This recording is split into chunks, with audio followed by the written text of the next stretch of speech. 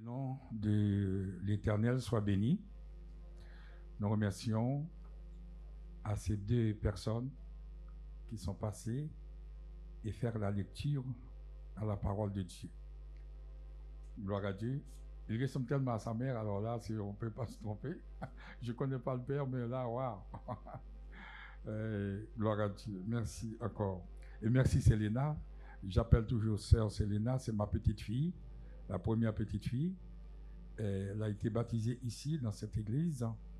Et voilà, aujourd'hui, comme elle habite très loin, donc elle a le privilège de faire la lecture. Je suis très fier. Dieu m'a ramené à la vie.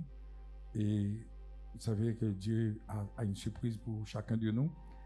Et voilà, ma prière, c'est que vous puissiez voir aussi vos arrière-petits-enfants venir ici, et bien, témoigner pour la gloire de Dieu. C'est une grâce, mes bien-aimés. Il faut toujours continuer à prier, toujours rester au pied du Seigneur. Amen. Alors, nous avons écouté les deux lectures. Dans ces deux lectures, je vais prendre quelques versets seulement, considérer ce matin quelques versets. Vous savez, la première lecture a été faite dans le livre de la Genèse. Et la Genèse, c'est le livre du commencement. On appelle ça le Bereshit, commencement de la vie, commencement de la mort aussi. Et Caïn et Adam, commencement du péché, commencement de toutes les choses que vous voyez. Voilà, Dieu a fait les choses, le commencement de tout. Et après, dans les autres parties de la Bible, l'Éternel a développé, et jusqu'à l'Apocalypse, la Bible, la Genèse commence par un jardin et ça va terminer par une ville. La Bible va nous dire la ville est d'or pur. Il va commencer avec Adam, qui a chuté, et la Bible va terminer par le nouvel Adam, que vous allez voir, qui est Christ, et dans l'Apocalypse. Et la Genèse, c'est un livre très riche. Et si la Genèse, nous voyons le péché, la Genèse aussi commence aussi par la rédemption, par l'annonce du salut. On appelle ça protévangile, c'est-à-dire l'évangile qui est annoncé comme une sorte de prophétie. Dans Genèse 3, verset 15, nous voyons tout cela. Alors, je vais seulement reprendre le verset qui nous dit: le serpent dit à la femme, dans un premier temps, Dieu a-t-il réellement dit, vous ne mangerez pas de tous les arbres du jardin?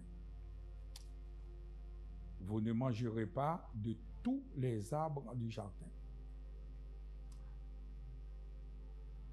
Ici, nous voyons tout de suite, mes bien-aimés, une sorte de déformation de la pensée même de Dieu, en mise en doute de l'autorité de Dieu, et pousser Adam et Ève à considérer Dieu comme un menteur, comme un blasphémateur.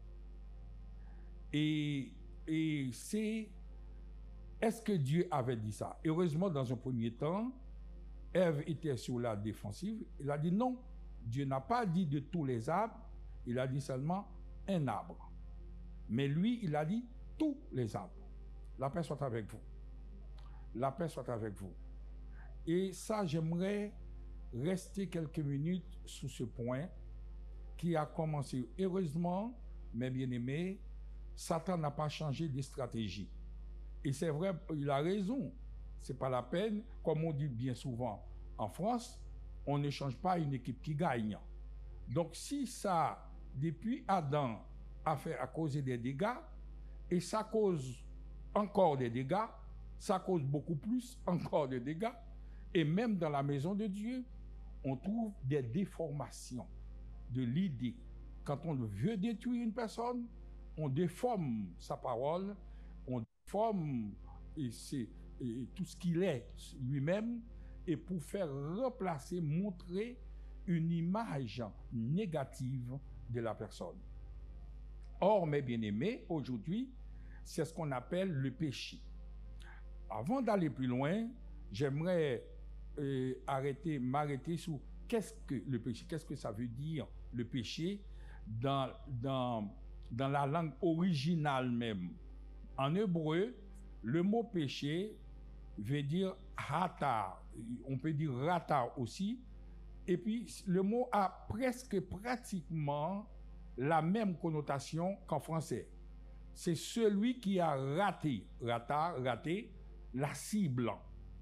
Et ça vous dit rien du tout, parce que rater la cible, bon, on n'est pas, on fait pas, comment ça s'appelle là, les gens, j'ai oublié le nom, hein, des tirs à l'arc, c'est pas grave. Mais c'est pas ça, le mot rater la cible. Le mot rater la cible veut dire, très bien, c'est celui qui a raté le but pour lequel Dieu l'a créé et l'a mis sur cette terre. C'est celui qui est passé à côté de tout le projet de Dieu, de tout le programme de Dieu. Et l'ennemi va mettre cette personne-là de côté et va faire en sorte que la personne exécute son programme à lui. Et on devient l'agent du diable, on devient entre les mains du diable, etc., une sorte de marionnette entre les mains du diable. Rater la cible, c'est très très dangereux, et pour cela, mes bien-aimés, la première personne qui est victime d'un péché quelconque, et surtout le péché de la langue que nous voyons ici, qui est la racine de tous les autres péchés, le péché de la langue que je vais relater avec vous, la première victime, mes bien-aimés, ce n'est pas la personne qui est apparemment victime. C'est vrai, ça fait souffrir la personne, mais en même temps, ça ne veut pas empêcher la personne de rater sa cible, lui et elle-même. C'est-à-dire, ça ne veut pas empêcher la personne d'entrer dans la gloire. Elle peut souffrir d'une délation. Elle peut souffrir de toutes sortes de choses, de médisance, etc. Mais ça ne veut pas dire que la personne ne sera pas sauvée. Mais la personne qui est plus victime de tout cela, c'est cette personne même, c'est celui qui voulait détruire, parce que la personne même rate sa cible, rate la raison pour laquelle elle était créée, rate, quand on dit rater sa cible, alors, mes bien-aimés, mettez-vous maintenant dans tout ce qui se passe dans la vie. Rater sa cible, c'est rater une promotion, c'est rater une opportunité, c'est rater une occasion pour laquelle Dieu vous a créé, c'est rater sa destinée complètement, c'est rater, c'est passer à côté. Et c'est pour cela, le péché est très dangereux, mes bien-aimés, surtout avec la langue, la déformation de la parole de Dieu. Et c'est ce qui fait aujourd'hui, mes bien-aimés, la une partout dans le monde et même à l'église, malheureusement. Alors, si tel est le cas, mes frères, ce matin, vous ne détruisez pas une personne, vous vous détruisez vous-même d'abord. Parce que cette personne-là, elle peut, avec la souffrance, c'est vrai, elle est victime, c'est vrai, elle va pleurer, c'est vrai, elle va être triste, mais l'Éternel qui va essuyer toutes les larmes au dernier jour, l'Éternel fera entrer dans sa gloire. Mais vous, maintenant, celui qui est l'ennemi du diable, celui qui est... Oui, regardez, la première chose qu'il a faite, il a commencé d'emblée. Dieu a-t-il réellement dit que vous ne mangerez pas de tous les arbres? Mais Dieu n'a jamais dit ça. Quelle déformation, mes bien-aimés. Quelle déformation de la parole. Oh, mes bien-aimés, Satan, au départ, surtout le serpent, était une belle créature. Parce que le serpent, comme on le pense que Satan est l'ennemi de Dieu. Satan n'est pas un adversaire de Dieu. Satan n'est pas l'ennemi de Dieu. Parce que Satan est un créateur. C'est une créature de Dieu, pardon. C'est Dieu qui l'a créé. Il ne peut pas être l'ennemi d'une personne. Dieu est plus grand que Satan. Dieu est tout puissant. Satan est notre ennemi. Et c'est pour cela que la Bible va nous dire, votre adversaire, le diable, autour de vous, il est notre ennemi parce qu'il est là pour nous empêcher d'aller entrer dans la gloire. Il est là pour cela. Mais Dieu est au ciel, il fait ce qu'il veut. Dieu est souverain. Comme Satan, d'ailleurs, on a vu plusieurs fois, et surtout dans Job, Satan est venu demander la permission d'attaquer Job. Parce qu'il y a des personnes qu'on ne peut pas attaquer. Satan ne peut pas. Parce que la personne est déjà cachée en Christ. Et comment on va attaquer une personne qui est déjà dans le ventre de Christ? Alors donc, qui est dans le sein de Christ. Donc, il était obligé de demander permission. Si tu me donnes autorisation, je vais attaquer Job. Alors, c'est pour montrer tout simplement que Satan n'est pas un adversaire de Dieu. Il n'y a pas de forces qui sont dans la nature, la force. Non, Dieu contrôle toute situation. La paix soit avec vous. Et ça, il faut comprendre, Dieu contrôle toute situation. Satan est notre ennemi. Il ne veut pas que nous puissions entrer dans la gloire de ce que Dieu a prévu pour nous et avant la fondation du monde. Alors, mes bien-aimés, donc, on comprend le danger que Satan nous donne, nous tend, etc.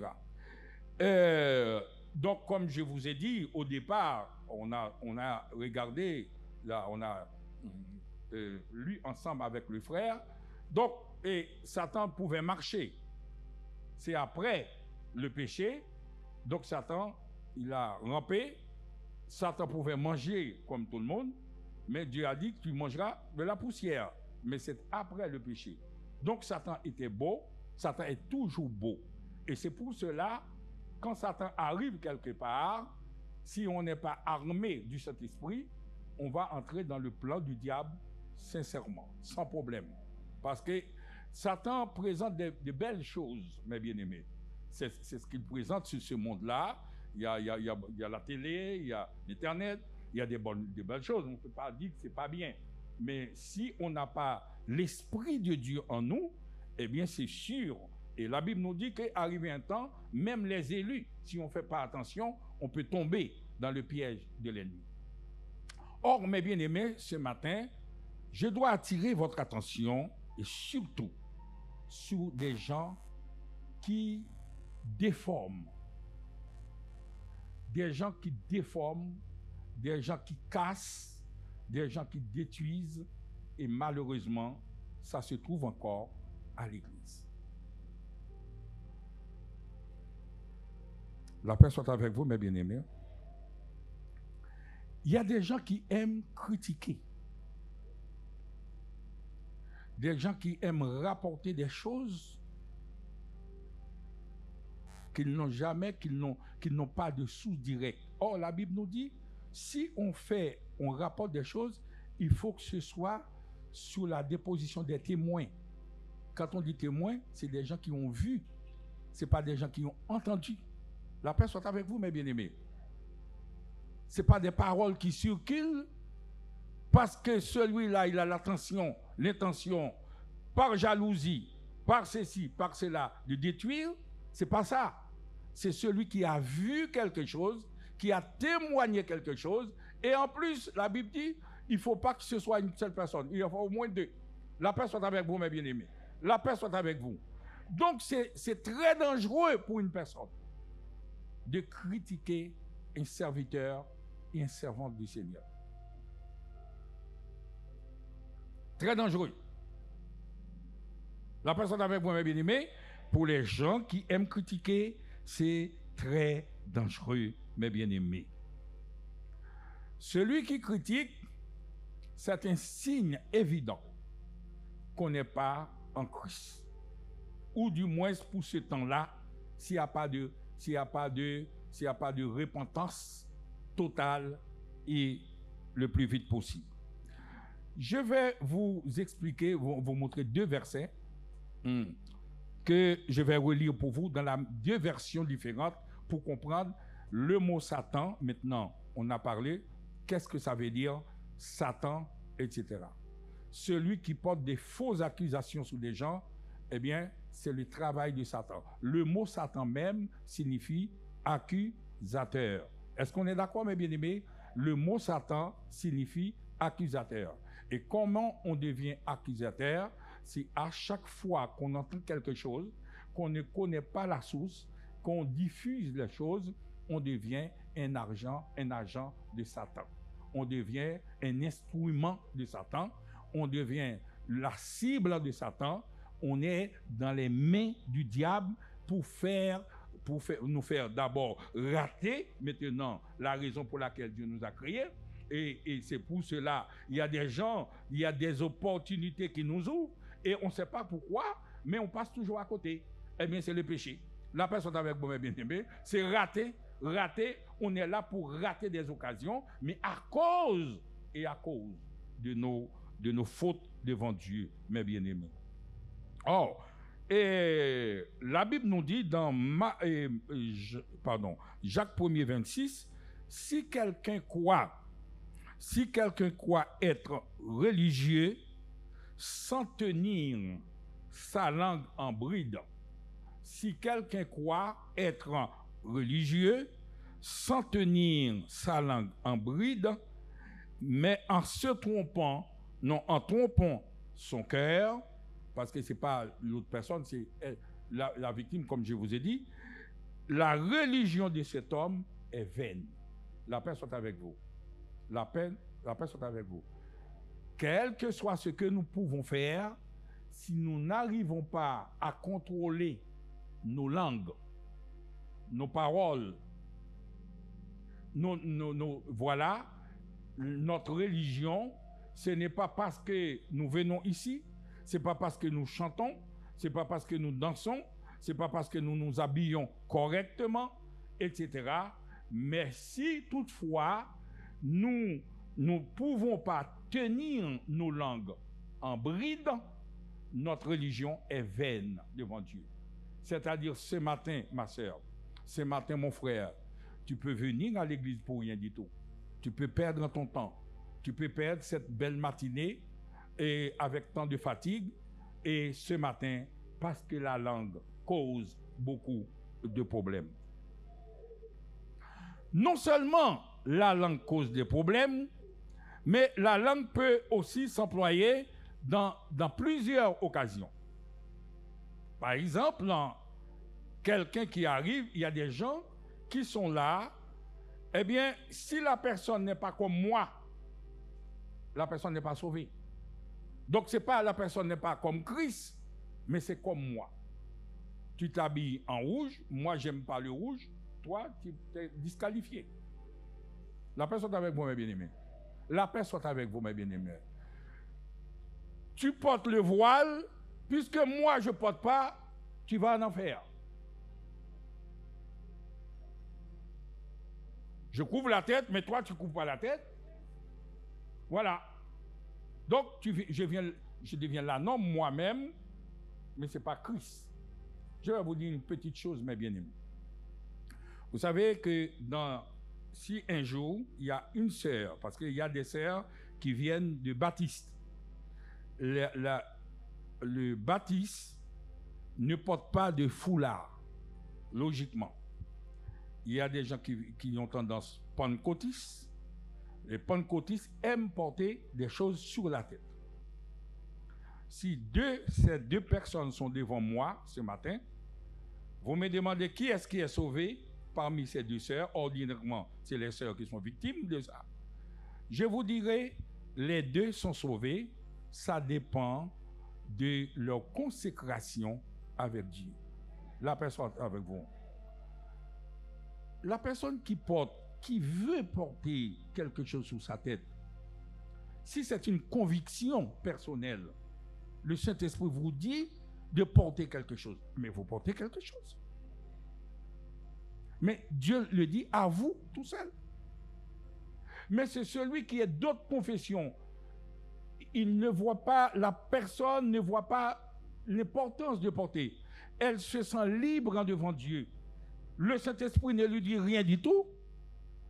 Et vous pensez que c'est une petite partie d'une étoffe qui va vous empêcher. Et c'est cette même personne qui porte le voile qui continue à accuser les autres. Mais le fait qu'il porte le voile, pour lui, pour elle déjà, eh bien c'est une couverture. Non, mes bien-aimés, c'est votre consécration devant Dieu, votre disponibilité devant Dieu. Et quand vous êtes cette consécration, ça vous empêche de raconter des choses que vous ne connaissez pas sur les autres. Parce que c'est un frère, parce que c'est une sœur. On ne peut pas faire souffrir quelqu'un parce que nous sommes tous membres les uns les autres. Je ne peux pas prendre un couteau et couper ça. Je ne ferai jamais ça. Si vous voyez que je fais ça, vous allez m'emmener tout de suite à l'hôpital parce qu'il y a quelque chose qui ne va pas.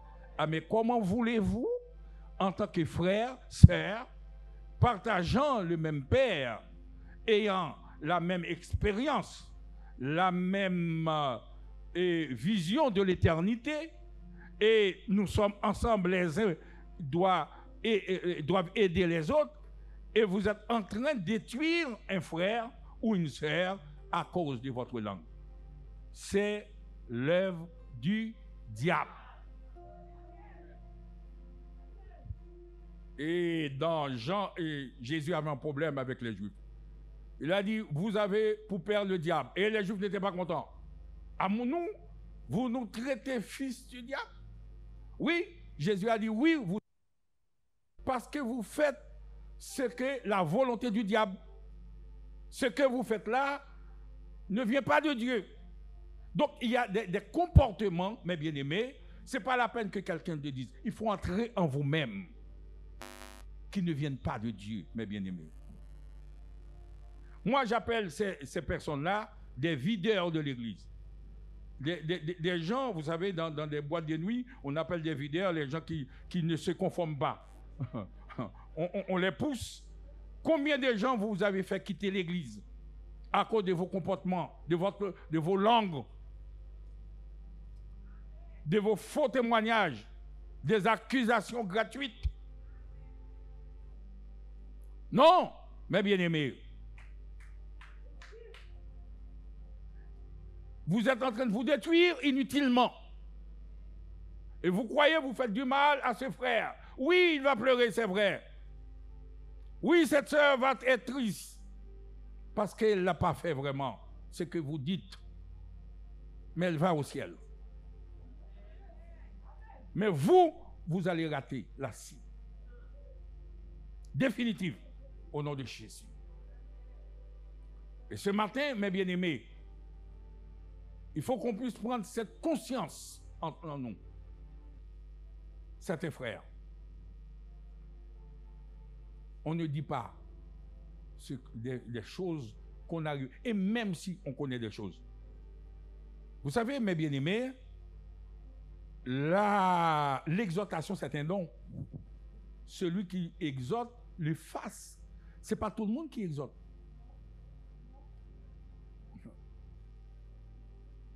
Quand vous connaissez quelque chose, parce que quel est le but de Dieu, lui? S'il révèle quelque chose du frère ou de la sœur, c'est parce que Dieu veut que cette sœur puisse sauver. Ce n'est pas pour le mettre à la porte. C'est pas. Donc, il faut trouver des personnes qui sont habilitées à exhorter. Dieu n'a pas envoyé, par exemple, même Élie ne l'a pas envoyé, et par exemple, prenons David. Dieu a envoyé Nathan, et Nathan, quand on a vu, c'est quelqu'un qui était qualifié, en sorte que le roi, est arrivé pour dire, oh Dieu, crée en moi un cœur pur, renouvelle en moi un esprit bien disposé. Le Psaume 51. C'était pas n'importe qui, mes bien-aimés. Alors, c'est pas la peine de relater l'histoire, comment Nathan est arrivé sur la pointe des pieds, parce que c'est quand même un roi, mais le but de Nathan pour Dieu, c'était pas de détruire cet homme qui était un assassin, qui a fait des choses, mais le but de Nathan, le but de Dieu, c'est de ramener cet homme à la repentance, à l'obéissance de la croix. La langue. La langue. Celui qui croit être religieux sans tenir sa langue en bride. C'est pas moi, c'est Jacques 1er, verset 26. Mais en trompant son cœur, trompe personne, c'est son cœur lui-même. La religion de cet homme est vaine. Gloire à Dieu. Je vais lire Zacharie 3, les 2 premiers versets. Puis il me fit voir Josué, le grand prêtre, qui se tenait debout devant l'ange de l'Éternel. Et l'accusateur se tenait à sa droite pour l'accuser. Regardez bien, l'accusateur se tenait à sa droite pour l'accuser. Mais si vous regardez dans la version Louis II, vous allez voir, Satan se met à sa droite pour l'accuser. Il ne dit pas l'accusateur, il dit Satan. Donc, c'est-à-dire, c'est le même mot. Le français préfère dire Satan pour distinguer de l'accusation, mais c'est l'accusateur, le mot Satan. Toute personne qui accuse une autre personne, c'est de Satan, c'est du diable, etc. C'est ce que le verset veut nous dire. L'accusateur, Satan, etc., se tenait à sa droite pour l'accuser. L'accusateur accusé. Et le mot, quand on fait le mot dans la racine, on voit le même mot. C'est comme si Satan se met à sa droite pour sataner, c'est-à-dire pour rendre l'autre aussi Satan que l'autre. La paix soit avec vous, mes bien-aimés. Donc, l'accusateur, celui qui accuse, même si vous ne, c'est pas vous qui êtes à la source, mais vous, si vous colportez quelque chose que vous ne connaissez pas, vous ne savez pas, vous faites partie des accusateurs. Voilà.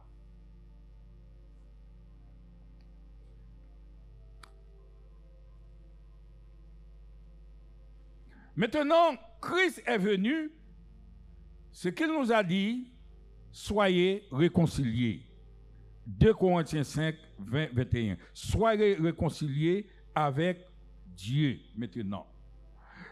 Il y a une chose que vous devez savoir, mes bien-aimés. Vous savez, et même le monde le dit. Il dit oui, mais c'est Adam qui a péché, et pourquoi je suis responsable? C'était pas là, moi, etc. Oui, c'est vrai. Moi, je peux être d'accord. Mais il y a un problème, vous pouvez ne pas être responsable, mais Jésus est venu, il a offert son sang, et malgré l'offense du péché, malgré la déformation de sa parole, de sa souveraineté, il nous a dit maintenant, moi, Christ, j'ai tout payé, mais je vous demande, je vous en supplie, je vous demande la réconciliation. Ce n'était pas à Dieu d'aller nous demander, c'était à nous. Mais Dieu dit, soyez réconciliés. Mes bras sont ouverts. Maintenant, si toutefois ce matin, vous étiez dans les camps des gens qui racontent des choses, qui colportent des choses, ce matin, Dieu, les bras sont ouverts. Soyez réconciliés avec Dieu. Il y a une chose dont vous êtes responsable. C'est vrai, vous ne pouvez pas être responsable de vos péchés, l'héritage, mais la Bible dit, nous sommes tous, en Adam, nous avons tous péché et nous sommes tous sous la condamnation, même si vous réfutez ça. Mais cependant, Christ est mort pour vous aujourd'hui. Il vous invite d'entrer dans la gloire. Et là, c'est du présent. Si Satan, c'était le passé, Adam, c'était le passé, oui, ça, on n'est pas responsable, mais ce matin, vous êtes responsable Parce que ce péché qui vous colle à la peau, Jésus maintenant est venu, il a payé pour cela et il vous demande la réconciliation. Est-ce qu'on est d'accord, mes bien-aimés? Nous demandons la réconciliation. Si ce pécheur, il se répand, et Dieu, Jésus, elle est prêt. Soyez réconciliés avec Dieu ce matin. Soyez réconciliés avec Dieu ce matin. Quittez cette ancienne nature et revenez à Christ. Celui qui est là, mes bien-aimés, je vous dis, c'est vrai, on est là, on se voit tous les jours. Mais qui est-ce qu'il a mis ici, vous ne savez pas.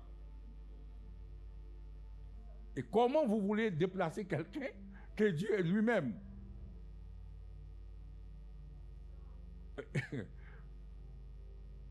Et c'est grave, mes bien-aimés. Il est dur de régimber, comme on dit la Bible, contre Dieu, mes bien-aimés. C'est sa volonté. La sœur, peut-être, elle s'est mal habillée, vous n'aimez pas. Vous n'aimez pas sa tête. Mais c'est Dieu qui l'a mis ici. Comme Dieu vous a mis ici. Eh bien, celui qui croit sans péché, eh bien c'est ça. Soit vous êtes clean, la personne avec vous, mes bien-aimés, vous n'avez rien à vous reprocher. Maintenant, vous êtes tellement parfait, merci. Maintenant, vous mettez, ouais, Jésus, à chaque fois qu'il arrive, il a dit aux gens qui devaient lapider cette femme prise en flagrant délit d'adultère. Il a dit, mais où sont ceux qui étaient armés jusqu'aux dents avec leurs pierres? La femme a dit, mais ils sont partis. Jésus dit, moi non plus, je ne vous accuse pas, mais seulement allez, ne pêche plus. La paix soit avec vous. Quelle grâce. Dites béni soit l'Éternel pour ça. C'est le type de l'Église que Jésus attend de vous. La paix soit avec vous, mes bien-aimés. La paix soit avec vous. Vous êtes des réparateurs des brèches.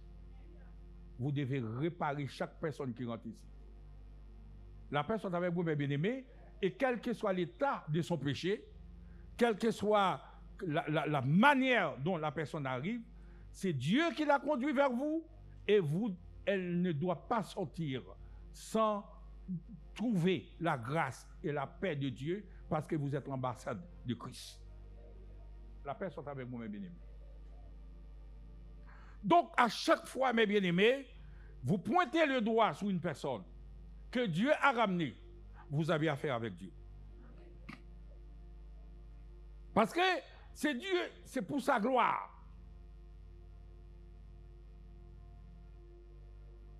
Vous vous rappelez, mais l'histoire des Zachée? Mais Jésus ne savait pas. Mais il est allé loger chez un homme pécheur. Ah non, c'est pas possible. Et qu'est-ce que Jésus a dit? Le Fils de l'homme est venu chercher et sauver ceux qui étaient perdus. Donc, mes bien-aimés, il faut, n'oubliez pas, je vais terminer avec vous. La sœur Selena vient de lire, chercher les choses d'en haut, où Dieu, écoutez bien, hein, chercher les choses d'en haut, où Dieu, attendez, je reprends le verset pour bien lire, parce que c'est très important, je vais terminer avec ce verset. Si donc vous êtes ressuscité, si donc vous êtes ressuscité, c'est pas n'importe qui.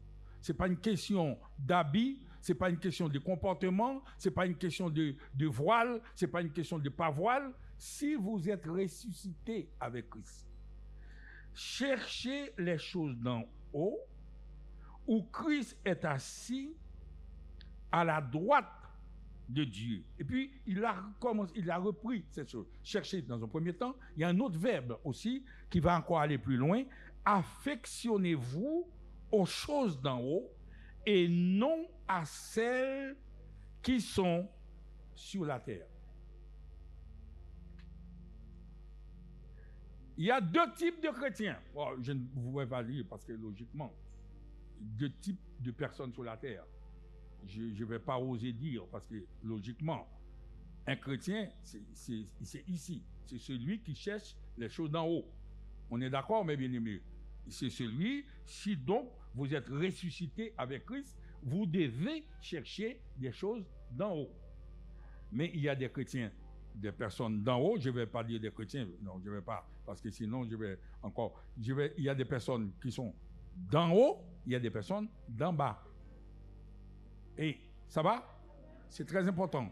Je vais terminer avec ça. Il y a des personnes qui sont d'en haut. La Bible nous demande de chercher des choses d'en haut. Quand on est ressuscité avec Christ, on cherche les choses d'en haut. Quand on est ressuscité avec Christ, on s'affectionne des choses d'en haut. C'est-à-dire, on continue, on essaye de maintenir cette relation d'en haut. C'est pour cela, il y a des gens qui pensent, bien souvent, qui disent Jésus est une créature parce qu'il l'adresse au Père. Il est obligé de chercher des choses d'en haut. Il n'a pas les yeux fixés en bas. En bas, c'est la mort. C'est ça qu'il a dit ici. À non et non à celles qui sont sur la terre. Vous êtes morts car vous êtes morts et votre vie est cachée en Christ, etc. Donc, les choses d'en haut, quand on veut vivre une vie de victoire, eh bien, il faut chercher les choses d'en haut. Les choses, regardez encore, je vais lire encore un dernier verset pour terminer, c'est Jacques 1er, verset 26. Toute grâce excellente. La personne avec vous. Qui n'aimerait pas avoir une grâce dans sa vie? Toute grâce, et en plus, ce n'est pas n'importe quelle grâce, une grâce excellente. La Bible nous dit toute grâce, sans exception. Celui qui aspire à une grâce, celui qui atteint une grâce ce matin, la Bible nous donne la direction. Toute grâce excellente, tout don parfait, celui qui veut avoir un don de guérison, don de prophétie, don d'opérer des miracles, don de discernement, tout don parfait, toute grâce excellente, tout don parfait viennent en haut, du Père de lumière. C'est là-haut, la personne avec vous, mes bien-aimés, chez lequel il n'y a ni changement. Dieu ne change pas. Il reste toujours le même hier, aujourd'hui, éternellement.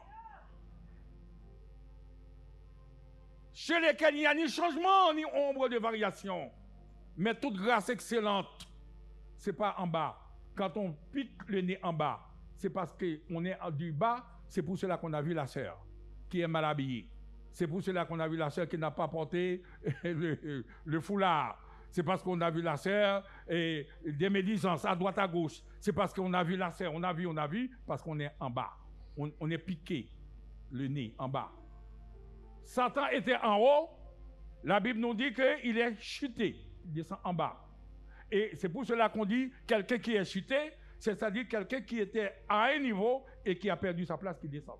La personne avec vous. Donc tout ce qui est en bas vient du diable et tout ce qui est là-haut vient de Dieu.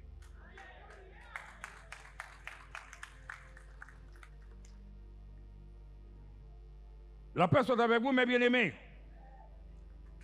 Donc, il faut chercher les choses d'en haut. Chercher les choses d'en haut, où Christ est assis. Voilà. Les pensées de jalousie viennent d'en bas. Médisance, en bas. Rancune, en bas. Piège, en bas. Calomnie, en bas. Calomnie, en bas. Calomnie, c'est-à-dire raconter un faux témoignage gratuitement sur une personne, mes bien-aimés, détruire l'image de la personne, l'image de Dieu qui est en personne. Car l'apôtre Paul a dit que personne ne me fasse la peine, car je porte en moi les marques de Christ, mes bien-aimés. Et ça, je vous dis une chose, mes bien-aimés, on ne vient pas de jeter des sorts, mais on vient vous donner à la repentance, mes frères. Repentez-vous. Il est encore tôt, mes frères. Arrêtez. Même si, déjà, il y a des, il y a des amis qui sont des ennemis. Vous savez, l'ami que vous croyez ami, c'est peut-être le pire ennemi. Parce que cet ami va vous emmener lentement et sûrement vers le feu qui ne s'éteint point, mais à petit feu. C'est un agent du diable que le diable a conditionné. Vous savez, le diable, il fait les choses tranquillement. Il n'est pas pressé. Il prend son temps. Il fait un petit pas aujourd'hui, demain il fait encore, jusqu'à ce qu'il met dans la tête. Il fait germer dans votre tête. Il y a des gens, je vous dis une chose, au départ, ce sont des gens sincères, qui n'avaient pas l'esprit de critique, quoi que ce soit. Mais à cause d'un ami tous les jours, mais il finit par aussi critiquer.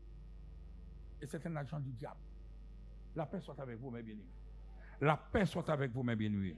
Toutes sortes de rancunes, de médisance, de jalousie, ça vient d'en bas. La paix soit avec vous, mes bien-aimés.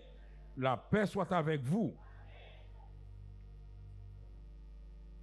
Jésus a dit, vous êtes d'en bas, mais moi je suis d'en haut.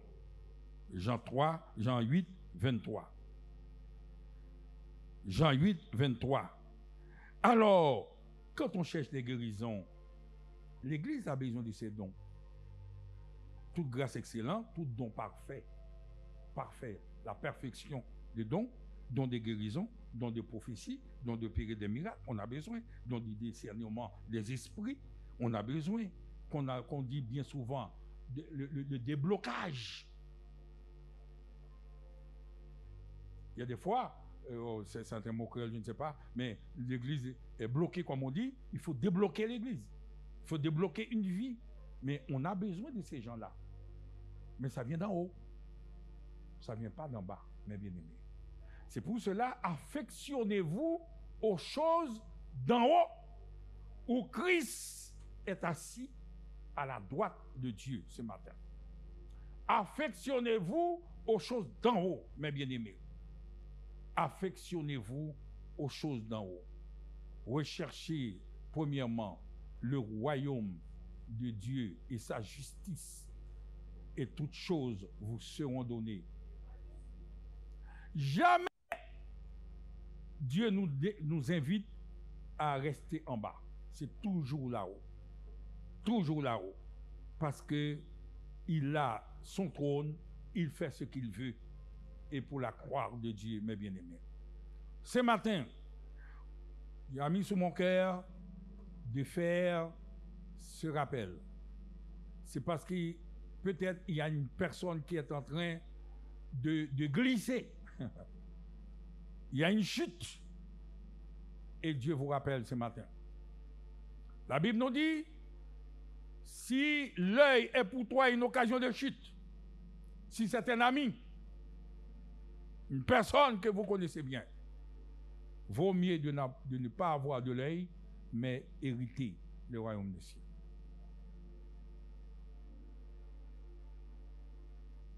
Trop de choses, mes bien-aimés, trop de souffrances dans l'Église, trop de victimes à l'Église. Et ensuite, le plus grave, je vais terminer, le plus grave de tout cela, c'est le plus dangereux.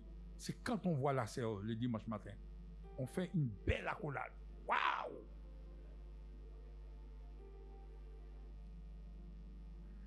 Si on vous dit, c'est cette sœur-là, avec cette belle accolade, ou bien maintenant ils sont en ligne pour prier. Ah, blablabla.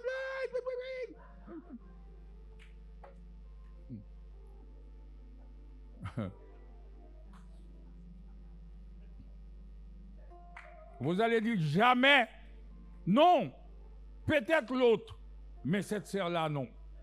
Ses frères, non, non.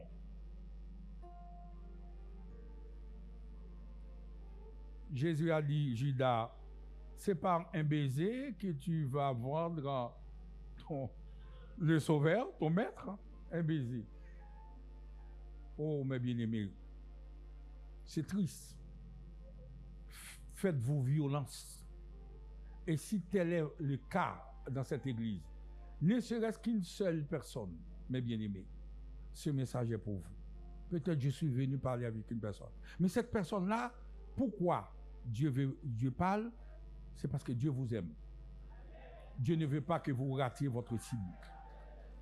Dieu a déjà prévu des choses extraordinaires.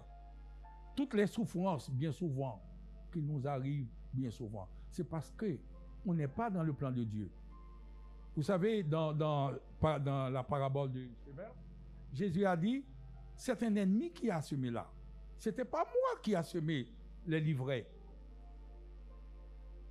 Arrêtez de laisser l'ennemi semer des livrets dans votre vie. Et tandis que ces livrets-là sont là pour étouffer toute la gloire de Dieu, la félicité de Dieu.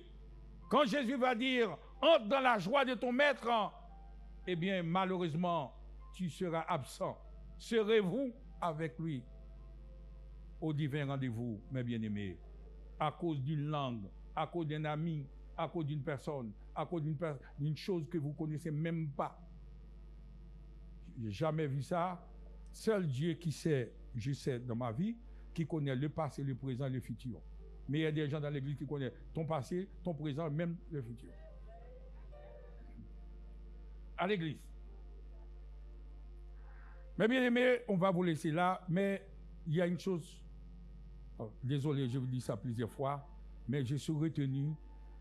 Comme le pasteur Olivier va prier, on va prier.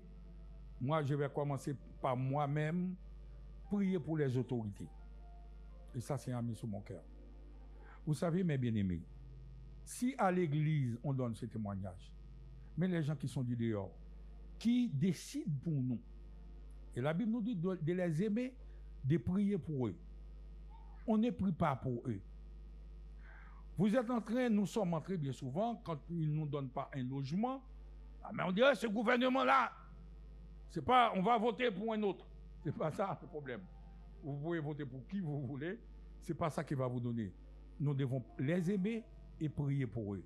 Que Dieu donne la sagesse, que Dieu donne les aides, que Dieu les aide, mes bien-aimés.